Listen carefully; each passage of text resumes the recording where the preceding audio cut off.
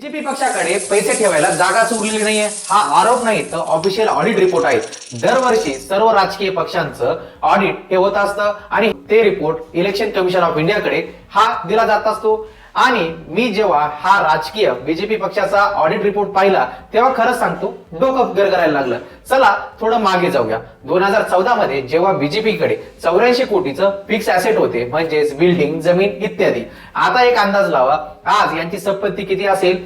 1200 कोटींचं पेक्षा जास्त fix asset आहेत, वरून 400 कोटींचं काम हे अंडर कन्स्ट्रक्शन आहे आणि हे फक्त झालंय अवघ्या 10 वर्षात। इतकी संपत्ती वाढणं सामान्य आहे का?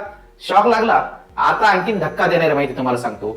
यांचं सध्याचं कॅश आणि बँक बॅलन्स जर चेक केला तर 2014 मध्ये मिळून 700 कोटी होते, आज यांचा बँक बॅलन्स पोहोचलाय 7000 कोटी। हो 7000 कोटी, तेही कॅश मधले। त्यातले 1700 कोटी फक्त एका वर्षात वाढले। 2014 मध्ये बीजेपी कडे टोटल व्हॅल्यू होती 780 कोटींची आणि आज 9000 कोटींच्या पुढे हा आकडा येतो। आता प्रश्न येतो की हे सगळे पैसे कुठून आले? उत्तर सोपं आहे, डोनेशन दान धर्म मधनं। 2014 मध्ये बीजेपीला एका वर्षात 640 कोटी डोनेशन येतं। 2023-24 मध्ये हे डोनेशन वाढून होतं 3900 कोटी। इतकं कोण देतं? आपण सर्वसामान्य माहिती नाही, चुकताय तुम्ही। आपण सर्वसामान्यांकडे एवढा पैसा सरकार शिल्लक तरी ठेवतं का?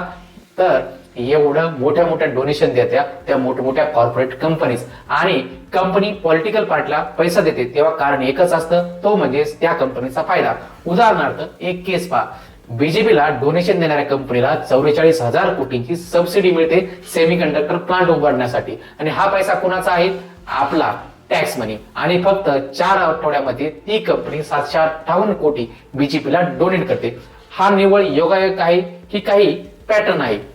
आता पहा, बीजेपी हे पैसे काय करते?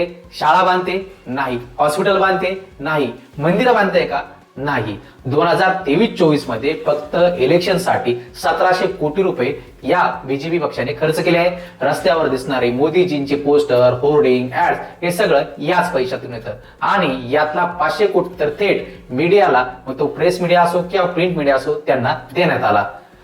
आता तुम्ही स्वतःलाच विचारा, जर दरवर्षी कोणी तुम्हाला हजारो कोटी रुपये देत असेल तर त्यांच्याविरुद्ध तुम्ही बोलू शकाल का?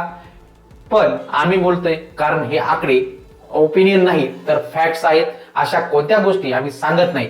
फॉलो करा, शेअर करा, सेव्ह करा, कारण की हे सत्य आहे।